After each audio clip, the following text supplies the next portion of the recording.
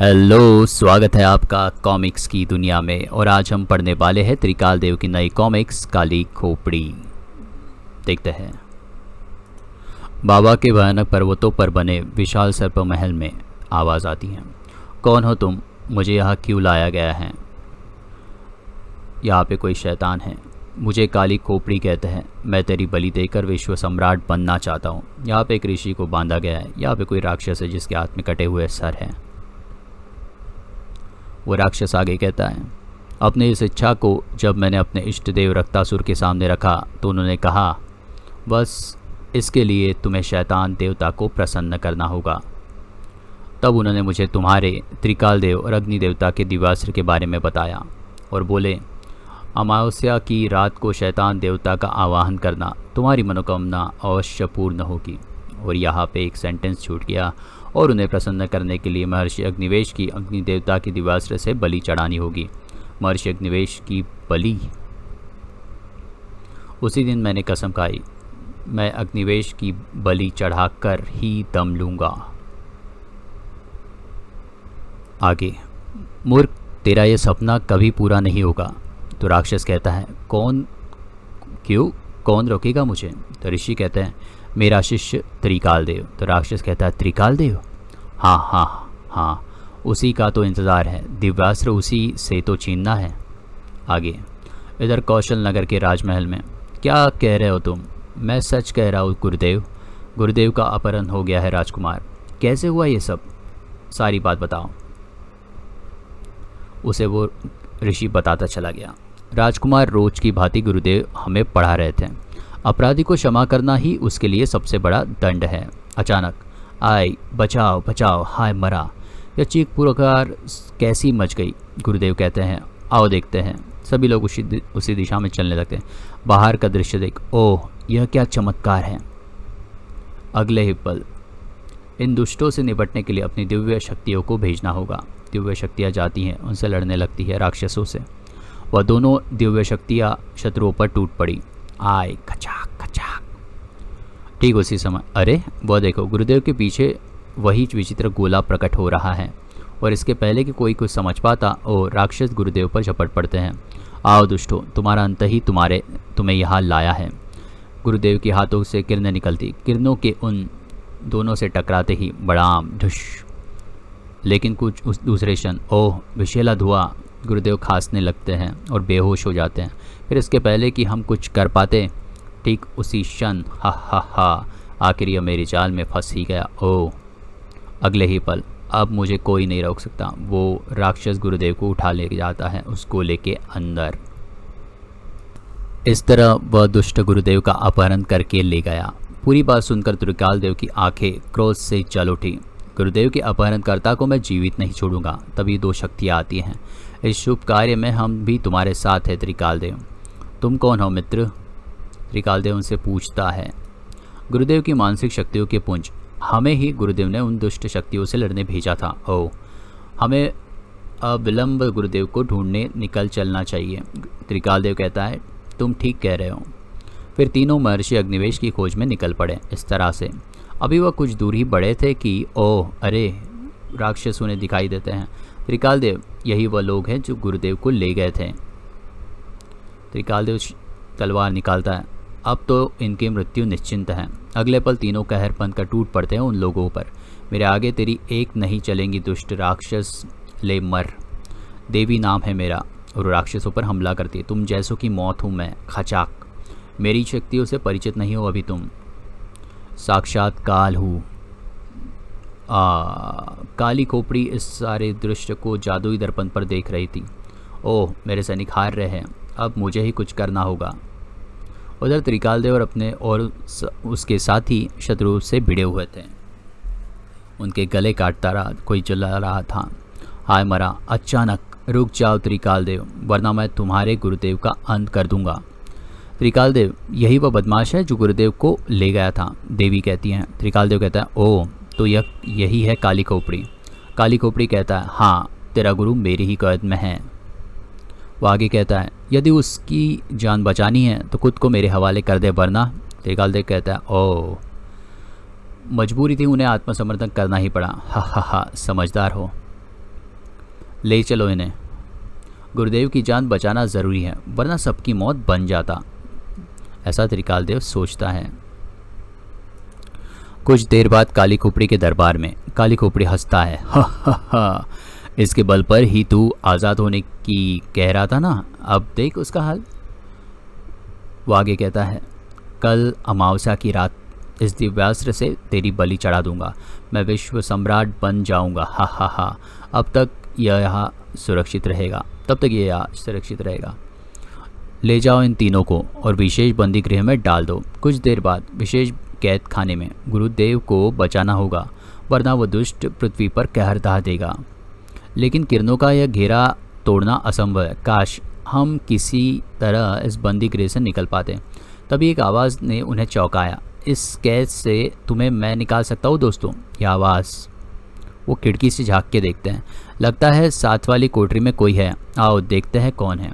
त्रिकालदेव ने रोशनदान से उधर झांक कर देखा, हैं बौना, एक छोटा सा आदमी वहाँ पे है। तुम छुड़ाओगे हमें? बौना कहता है, हाँ, परंतु इसके लिए तुम्हें मेरी कोठरी में आना होगा। त्रिकालदेव कहता है, अरे मूर्ख, अगर हम यह दीवार ही तोड़ सकते तो यहाँ से आज़ाद ना हो जाते। तो बौना कहता है, ओह हे, माफ़ करना मित्र, मैं इस बारे में तो भूल ही गया। वो कहता है, ठहरो, मैं तुम्हें अभी इस तरफ लाने का इंतज़ाम करता हूँ। हैं, वो गाना गुनगुनाता है, यह क्या है, यह क्या हो रहा है? गोला बन रहा है। अरे यह तो वही गोला है जिससे वो दुष्ट निकलते थे।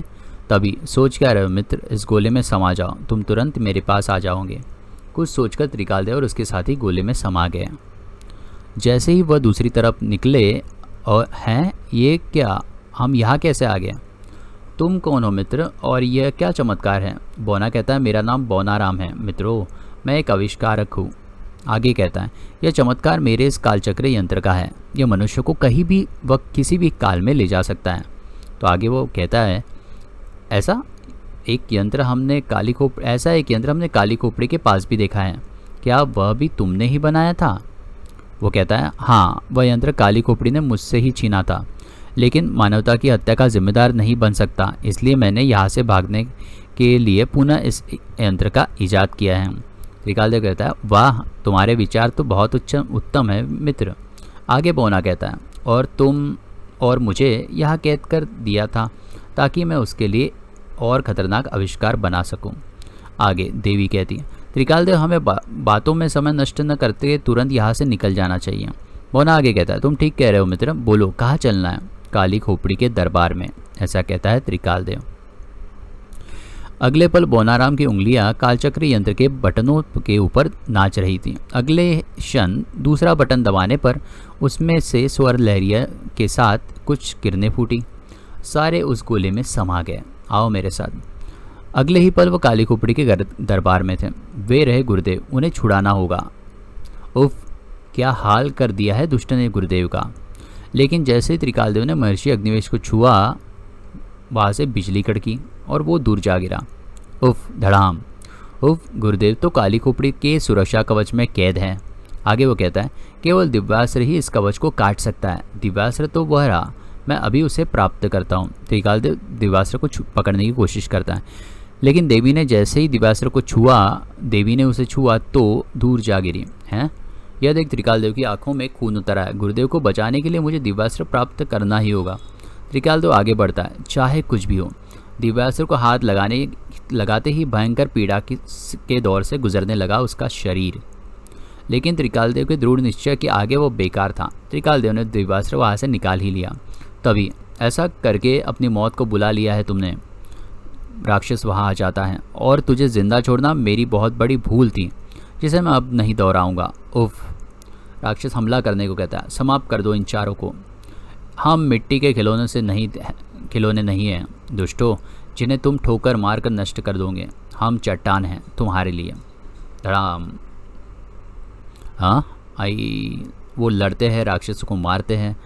उप, शत्रु बहुत अधिक संख्या में हैं, हमें यहाँ से निकल लेना चाहिए, ऐसा त्रिकालदेव कहता है। यह सोच, बौनाराम, यहाँ से निकलने का रास्ता बनाओ जल्दी। तुरंत ही बौनाराम ने अपना यंत्र निकाला और उसके बटनों से खेलने लगा।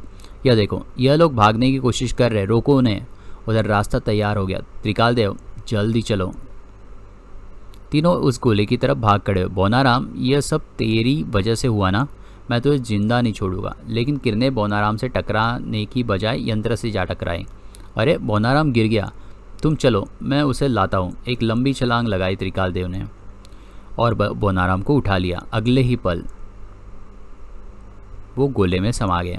त्रिकालदेव के गोले के अंदर घुसते ही हाथ मलता रह गया काली खोपड़ी। ओह, निकल गए। उधर त्रिकालदेव वगैरह उस गोले से बाहर निकल रहे थे। ओह छपाक, बचाओ, हा बचाओ। उफ, क्या मुसीबत है। अब हम किस राज्य में हैं त्रिकालदेव? यह तो जंगल से बाहर निकलकर ही पता चलेगा। वो चारों जंगल की तरफ चल दिए। जंगल से बाहर निकलते ही उनकी आंखें आश्चर्य से चौड़ी हो गई। हे भगवान, हे देवता, यह हम कहाँ आ गए? मैं हिसाब लगा कर बताता हूँ, कहकर बोनाराम अपने यंत्र से कुछ हिसाब लगाने लगा। फिर कुछ देर बाद, हम लोग इस समय 20वीं सदी में हैं दोस्तों। क्या 20वीं सदी? यानी अपने काल से 1500 साल आगे? हाँ, 1500 साल आगे। लेकिन यह क्या हुआ, कैसे हुआ? लगता है काली खोपड़ी की किरणों के वार से यंत्र में कुछ खराबी आ गई और इसी वजह से हम 1500 साल आगे आ गए। यदि तुम्हारे यंत्र में वाकई कोई खराबी आ गई है तो अब हम यहाँ अपने काल में कैसे पहुँचेंगे? वो के बोना कहता है, घबराओ मत मित्र, मामूली खराबी है, मैं कुछ ही देर में इस खराबी को ठीक कर दूंगा। आगे वो महारथी कहता है, यानी तब तक हमें इसी काल में रहना होगा? बोना कहता है, हाँ, मजबूरी है। आगे वो बात करते हैं, बोनाराम ठीक कह रहा है मित्र, इसके सिवा हमारे पास कोई चारा भी तो नहीं है। इधर काली खोपड़ी को भी पता चल चुका था कि त्रिकालदेव और उसके साथी 1500 साल आगे के काल में पहुंच चुके हैं। वो काली खोपड़ी कहता है, मैं कुछ सुनना नहीं चाहता, मुझे हर काल में कल रात तक वह दिव्यास्त्र चाहिए। आगे वो कहता है, उसके बिना मैं विश्वात्मा नहीं बन सकता। उसकी सेवक कहती है, हर संभव प्रयत्न कर रहे हैं स्वामी। जैसे ही वह इस काल में आने के लिए अपना कालचक्र यंत्र का प्रयोग करेंगे, हमें उनका पता चल जाएगा और हम अपने सर्वश्रेष्ठ योद्धा भेजकर उन्हें खत्म करवा कर दिव्यास्त्र हासिल कर लेंगे। काली खोपड़ी कहता है, शाबाश, खोज जारी रखो, जो आज्ञा स्वामी।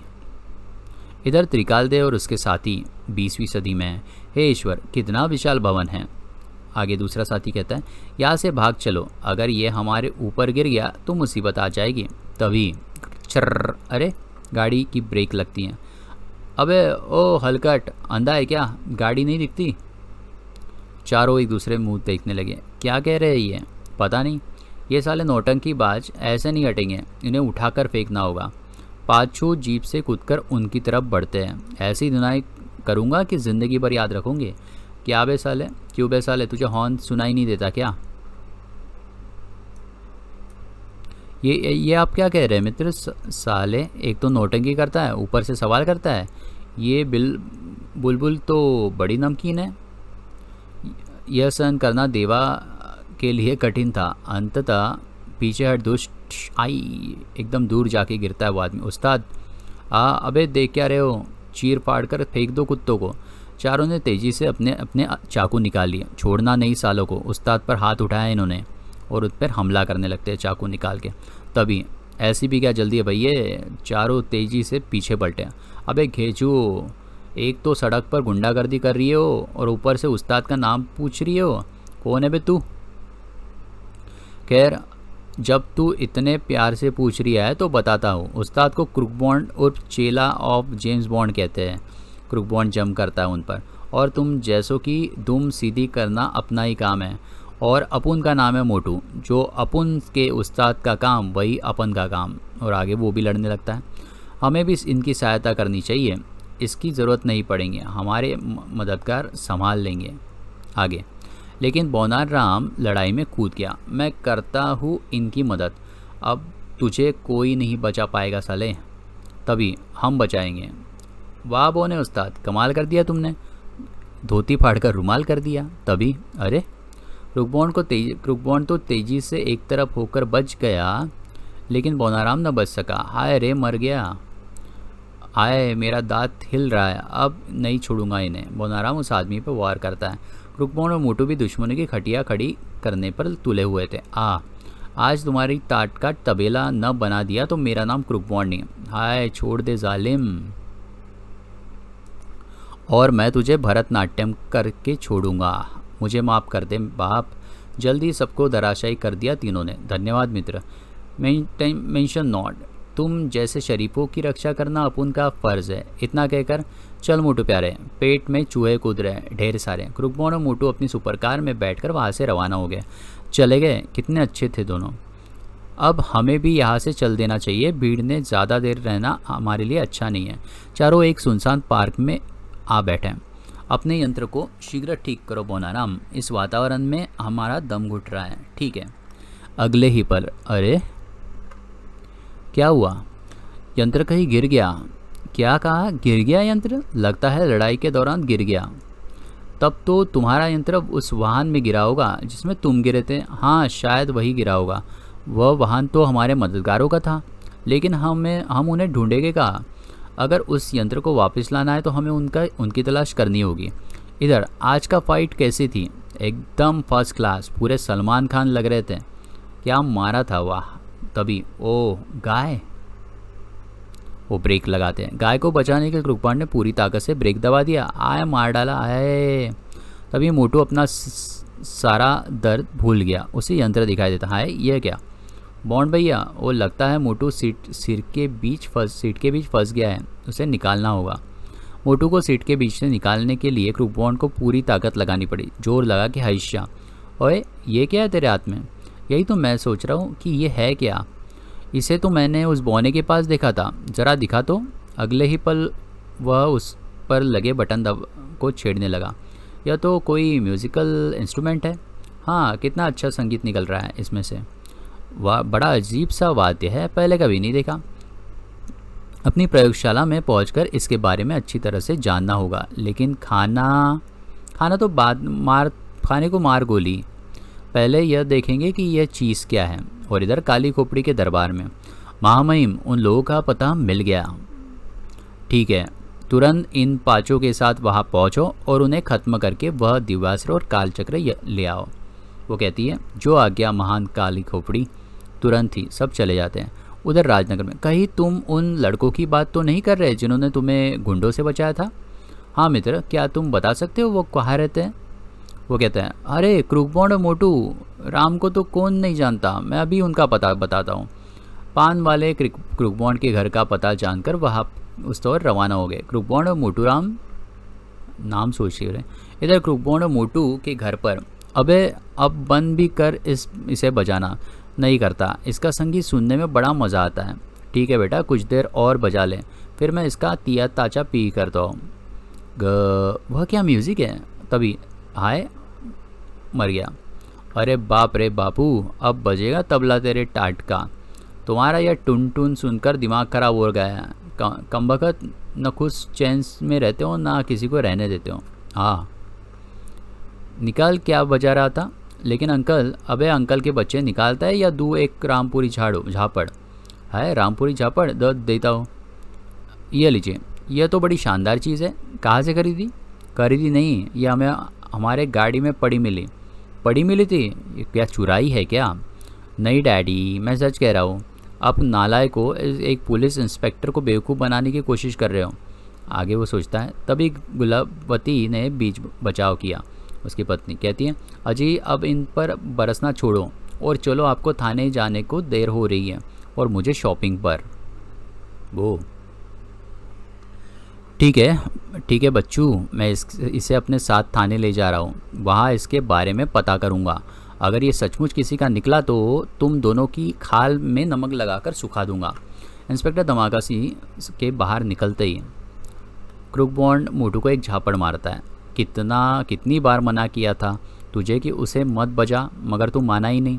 उसी समय संगीत लहरी इसी मकान से आ रही है। टूट पड़ो एक साथ इस घर पर। और अगले ही पल, हे भगवान ये क्या भला है? हाय अम्मा बचाओ। वो राक्षस क्रुकबॉन्ड के घर पहुंचते। कौन हो तुम? ये यंत्र कहाँ है? कौन सा यंत्र? गटारू बताओ हमें यह कौन सा यंत्र की बात कर रहा है। गटारू आगे बढ़ा और दोनों पर टूट पड़ा। हाय अम्मा बचाओ, आय मार डाला। ठहरो कटारू, इस तरह नहीं बताएंगे, मैं उगलवाती हूँ उनसे। अगले पल कंकाली के हाथों से सम्मोहन के गोले निकलने लगे, जिन्होंने क्रुकबॉन्ड और मोटू को अपनी जकड़ में ले लिया। अब बताओ यंत्र कहाँ है? बताता हूँ, पूरी बात सुनकर। वो यंत्र इस समय इस लड़के के बाप के पास है और त्रिकाल देव इस यंत्र को ढूंढता हुआ यहाँ तक आ सकता है।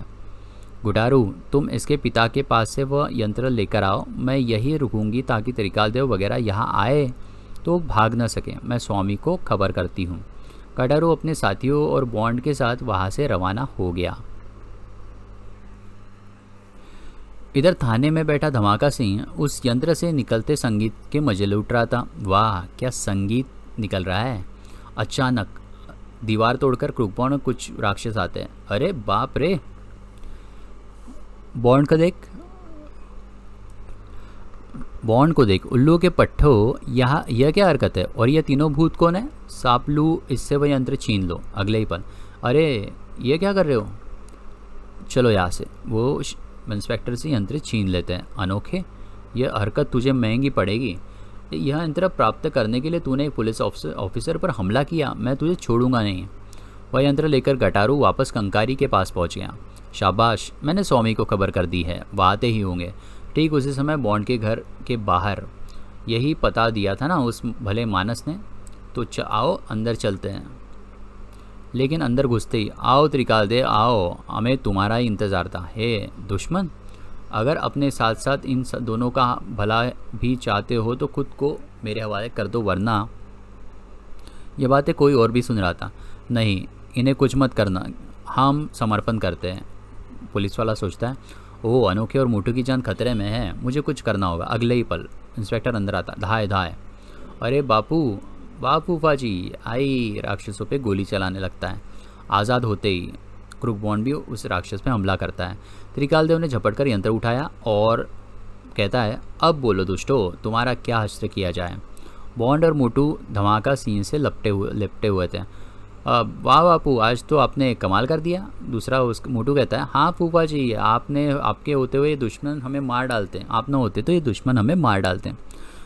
पुलिस वाला कहता है, मेरे होते कोई तुम्हारा बाल भी बांका नहीं कर सकता है मेरे बच्चों। लेकिन एक बात बताओ, यह लोग कौन हैं और यह चक्कर क्या है? आगे पूरी बात सुनकर, हैं क्या ऐसा भी हो सकता है? रुकमॉन्ड कहता है, क्यों नहीं पिताजी, क्या आप जंबो वाला केस भूल गए? जंबो वाले केस के बारे में जानने के लिए पढ़े आकाश का जादूगर। नहीं याद है वह केस, भला मैं कैसे भूल सकता हूँ। त्रिकाल देव बोनाराम से कह रहा था, मित्र तुम जल्दी अपने यंत्र को ठीक करो ताकि गुरुदेव को बचाया जा सके। ठीक है। तभी वो पढ़ रहे हैं, ओह मेरा दिव्यास्त्र। उसके हाथ से दिव्यास्त्र छूट जाता है। अब यह यंत्र बेकार हो चुका है बोनाराम, हैं कालखोपड़ी। खतरा बाप त्रिकाल देव ने झपट कर दिव्यास्त्र उठाना चाहा। एक बार तो तू मुझसे बच गया त्रिकाल देव, लेकिन अब नहीं बच पाएगा।